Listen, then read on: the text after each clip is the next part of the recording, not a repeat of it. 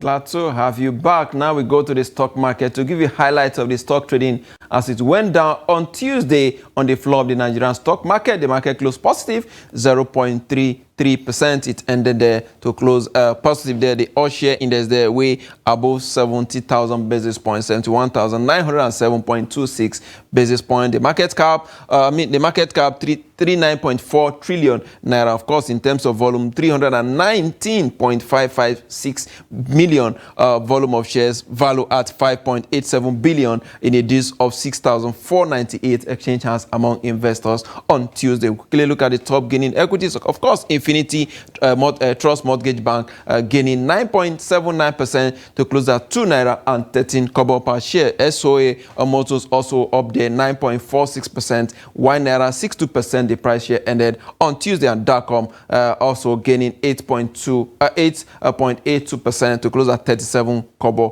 per share. So we look at the top losing equities. Of course, Guineans is there 10%. It lost a huge number. You will say 27 kobo. The price share ended on Tuesday. Of course, corn oil also among the losing equities, 9.83% to close at 78 naira per share. And of course, Julie PLC playing in the healthcare sector of the market, losing 9.72% to close at 65 kobo per share. Of course, this company is beginning to get visible following the exit of GSK and the rest. Julius Berger Nigeria PLC topping the activities table there, 42.5 million volume of shares traded, followed by Zenith Bank, 23 million shares, and of course FCMB Group, 22.9 million volume of shares.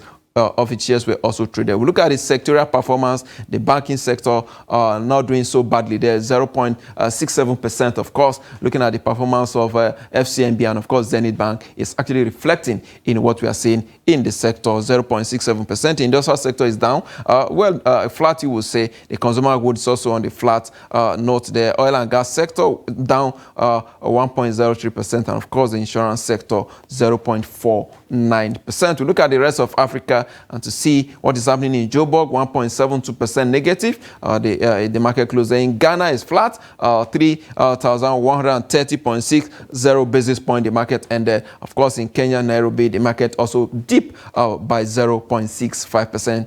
There, 93.86 basis points. It ended there. Quickly, we look at the commodity price quickly and see how it's playing out. If you look at it, about 61 naira and 61 trillion naira the amount of money that Nigeria has spent so far on consumption, services, and other expenses between the month of January to June this year. If you look at it, what that has translated to in terms of the price of commodities, if you look at how it has been moving from May 2023, when this government took office, to now at December 2023. If you look at the bag of rice, 50 kg as at that time was around 37,000 naira, and now it goes between between 55 to 60,000 naira. Depends on the brand you're buying. There are some brands that actually are less than this, but we pick this price based on the quality of the brand. And if you look at the price increase there, 122%. It's actually a very huge increase. You will see a bag of beans, 50 kg as well, was 22,000. Now it's around 50,000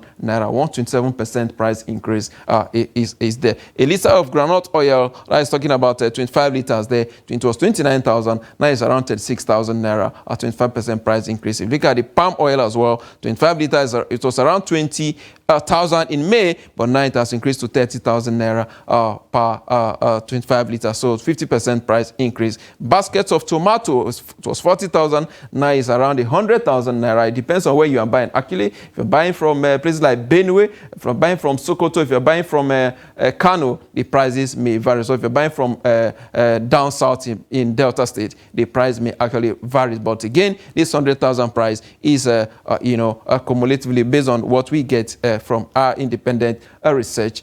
We got this price that is actually, is going for now 100,000 naira. That's 150% price increase. A carton of Indomie, it was 4,008. I remember at the time I was buying, then it was in the region of 800, 600 to 1,016. Now today it's around 6,000 naira start December. So that's a 25% price increase. There you will say quite a whole lot. So much, increase in terms of price, but again, the income remain static. Well, we'll look at other issues as we go on in the course of the program today. So we'll look at the CBN circular recently to commercial bank, deposit money banks, I would say, to stop, charges on deposits, especially from 500,000 naira and above. So when we come back from this short break, we'll have our discussion, and my guests will be joining me. Don't go away.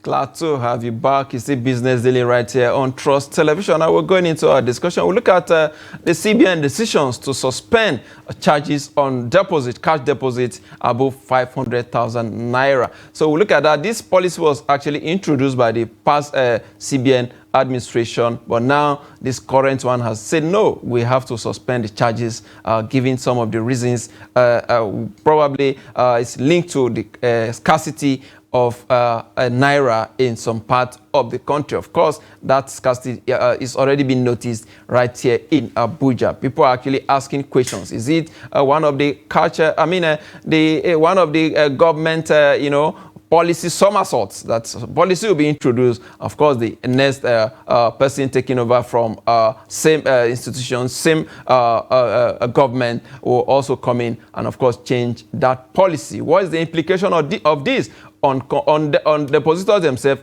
and of course on the customers of the bank? I have joining me virtually now from Abuja here, Mr. Wilson Agaba. Mr. Agaba is a financial analyst. Good morning, Mr. Wilson. Good morning, Nakogo. It's been a while. Absolutely. It's good to see you again. It's been a while, really. All right, so let's quickly get your good to see you. This CBN policy now, suspending the 2% and, of course, the 3% charges on deposit above 500,000 naira. Well, as you know, and as you have rightly mentioned, the policy was introduced during the administration of the last CBN governor, when they were on the cash swap program, and it was made to encourage people to deposit their money before a certain time. These charges were supposed to be some kind of purity charges for those who keep. But as you can see, in my own opinion, I think that particular policy has died. So it's about time we removed those charges, so that things can go back to where they used to be. They were trying to control the volume of cash in circulation.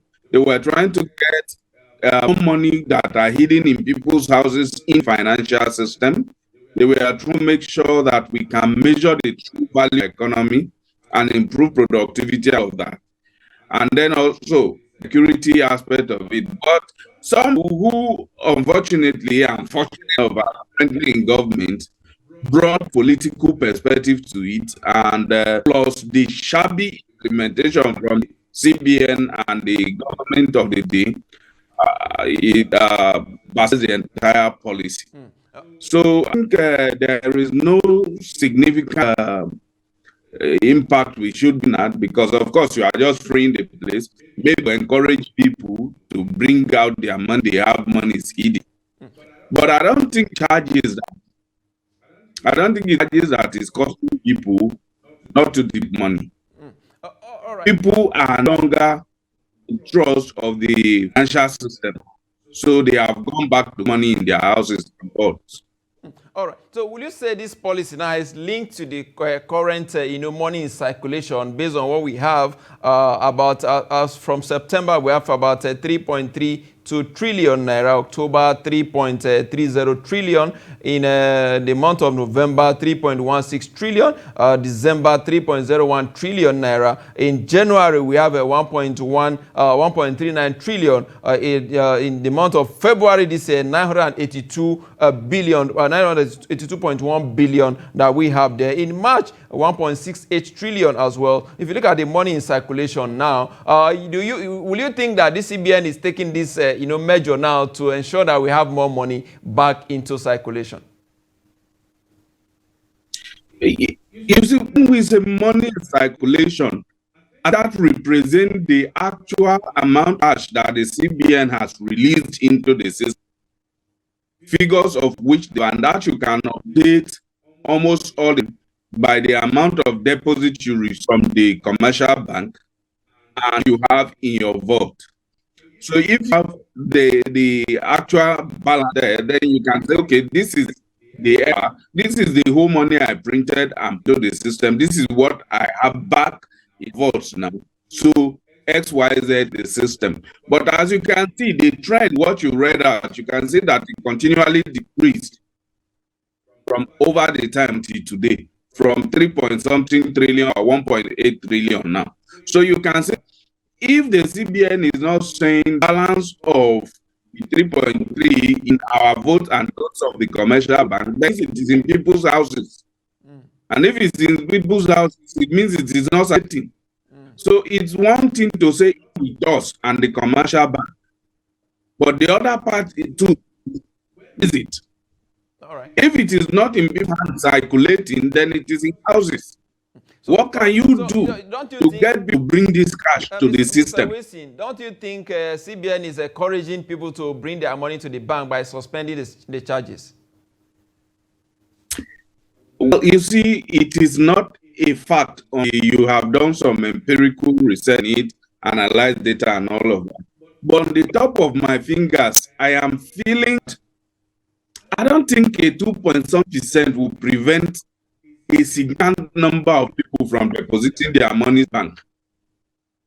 I don't think. But let's see. In the coming days, we will see what that covers. If removing that percentage will increase cash deposits in banks. But I think that what happened in the early months of the year, where cash was scarce, people will have to pay to get their own money again and all of that. I think a lot of people became cautious, and the deadline for the swaps drew near, the deadline said the Supreme Court, as it drew near, people started keeping money, keeping cash, because they don't want to experience what they experienced earlier on. They know that this is coming close. Oh, let's keeping cash and all of that. And that could also to cash shortage. The Senate and the Supreme Court and the sitting government ought to have looked at things and taken proactive steps earlier on to tell Nigeria is going to coexist indefinitely. All right. Is maybe by now we won't be having shortage as much as we are having. But people started prepared from the past 3 months. And the effect we are seeing now. Mr. Wilson, now let's look at it now. What this means now is that the customer can actually bring in their money to the bank for deposit without paying any charges for that. But what is the implication of this on the incomes of all these banks? Because most of them rely on these charges to survive. I think the charges wasn't for the bank. I don't think so. I actually haven't looked into that. I thought the punitive charges, and there was a way a chunk of it goes through the system. Not this aspect actually. Of it is paid by the bank. Sorry? A percentage of that charges is I mean, the bank keep the percentage of that money. Oh, okay. But again, it was a punitive measure. It was meant to prevent people from dealing in high cash. So obviously, the number of people who were dealing in high cash reduce over time. So I don't think money will, a significant amount of their revenue will come from that. It makes more money from transactions between individuals. Send money to you and you send money to me, and then all those other small charges they do for us, they give you a net that is in your wallet, they maintain it, charging you certain amount. Our country here, you can save 10,000 and in the next 1 or 2 years, you come see 2,500 naira. That keeps going on. So a lot of charges here and there, they send you SMS a day and then they charge you for the cost of SMS. Even though we know that a lot of services are below 4 naira now for buying bulk like them, they charge us 5 naira and all of that. So they make money from all things. So I don't think that their revenue, maybe I'll take a look at a few of their recently published financials and see if they made significant revenue from that kind of charges. All right. If you look at the amount of money that about 11 banks have actually received from the total fees and commissions so far by 11 banks is about 614.1 billion. That is in the first quarter of 2023. If you look at the what we had from the fourth quarter of 2022, it was around 491.07 billion naira. That is a huge increase from what we have. So now taking this up them. Now you mentioned under charges, the ATM charges, and of course the birthday, like you rightly mentioned. But taking this very important charges from them, I mean the deposit, when you're depositing above 500,000 or 3 million, as the case may be for I mean companies, don't you think this will in a way reduce their, it diminishes their stream of incomes? It definitely would, assuming over the time that this is was on, assuming we have been having substantial amount of deposits happening, then definitely it is going to affect their income. But I think that the electronic transfer, the withdrawal, and other bringing in, taking out, is going to compensate for that. Because they also charge for that kind of activities. In fact, those are the real source of income for the bank. The more money that goes through the bank, more money the bank can make from it. So I don't think that whatever is going to be from them by removing these 2% would be too much, less than or more than what they are going to by having more money coming into the system for. When the money gets into the bank, there are a lot they can make money from it. All right. I used to, so I can tell you first. Absolutely. The more reason why you're the right person to discuss this topic. Let's also look at what this directive means for administrative costs for banks, because according to some analysts, they have said that processing large cash deposits can be time consuming and of course require additional staff and resources. Oh, well, yes, that is true. But you can also tell that right now, the most of in the bank has shifted online. I don't know the last time you were in the bank, and I can't remember I was in the bank. Anytime I'm in the bank, physically I'm coming to collect a new ATM or going to apply for one card or the other. I do most of my transactions without involving the bank. So it's only a very few percent of people that will go to the bank carrying cash these days, and you can always what organizations are doing, flexibility of functions. So let's have 3 people in customer service and I have 2 people in cash. Now, if only 3 customers are working every hour, now they can leave 1 person on customers and then move 1 person to join the cash just for counting that cash. And remember, this is something that is good. It's not like people have a lot of money, they are queuing to go into the bank and do this and do that. The area where bank might suffer a bit of loss is in terms of insurance in terms of money in their vaults. But if you do proper and efficient cash management, that money will be shipped to the CBN before they begin to charge you. But any money that is people to pay insurance on that money. So, if they manage their cash effectively, the administrative charge increase will not be particularly significant. All right, Mr. Wilson, let's also look at some of the impact this may also have again on consumers themselves. Don't you think bank may also, want to raise their interest rates, or to offset the loss of revenue from these cash handling charges that they have not, they have not, been barred from collecting. And of course, this may impact on borrowers and of course, those operating savings accounts in banks. Number one, the scarcity of cash is already affecting the banks themselves, because it's a source of dissatisfaction to customers of these banks. You realize that in Abuja here, I've listened to a lot of people complaining that they are now back to the era where they get to the bank and the bank tells them how much their money they can get.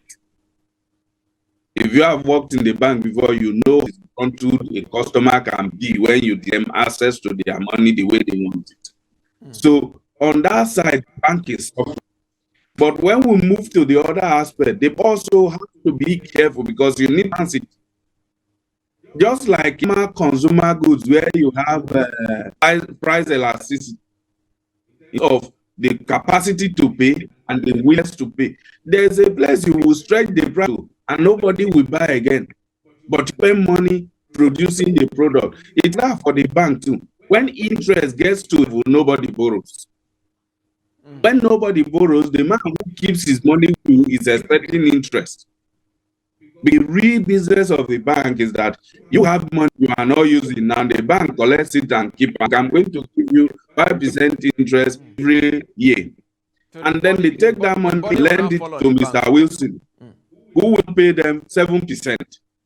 8% margin is what is their own. But if Mr. Wilson refuses to come and take because interest is so high, they will still have to pay 5%. So this is where the bank will do a lot of strategic investment. All right. Given what you've explained, now you've talked about the issue of, currency scarcity, naira scarcity, as it were, as if we were going back to the January or December last year, when the currency was redesigned and Nigeria were in a rush to go and get their cash from the bank. Are we going back to that era? Because there have been I also went to some places yesterday to get some cash. I was told that cash was not available. Yes. You see, some of these things, right, they are economic decisions. But again, there is the information management aspect of these issues. When informations are mismanaged, people panic, and then you see a snowball effect. For instance, now, they tell you cash. People who sell cash daily will refuse to take the money to bank. And you know what started during the last scarcity? They start selling this cash to POS operator. who eventually will give money out to people like you and I, will still go buy from those daily cash voluming people who so the bank system has been boycotted. So if the government were aware of this, they would have strategically tackled it immediately. Immediately you go to the Supreme Court and say, look, we have to edit this, or we have to change this. As the new CBN governor came up, he ought to have tackled that issue. All right, Mr. Wilson. And remember, during the last scarcity, we talked about some of the structure. Mr. Wilson, if you can hear me. Yes, I can hear you. Okay, in 30 seconds now, or thereabout, before we go now, will you say that this is a win-win situation for both the customers and, of course, the bank themselves, this policy that CBN is bringing up at this time? It is a win-win. It is a win because it is in the interest of the commercial for money to flow the system as often as possible. So it is a win situation. It is a win for the cost because the banks will now have more money to pay them. It is a win for the bank because they will now begin to use the financial system as they should, instead of boycotting like they were doing the other time. You see, banks began to close branch at that time. All right. Wilson Agaba Wilson, financial analyst, and of course, a retired banker. I must thank you for your time on Business Daily today. We appreciate your contribution. Thank you for having me. All right. With that is a wrap on the show today. We'll be back again tomorrow. I am Yusuf Akugun.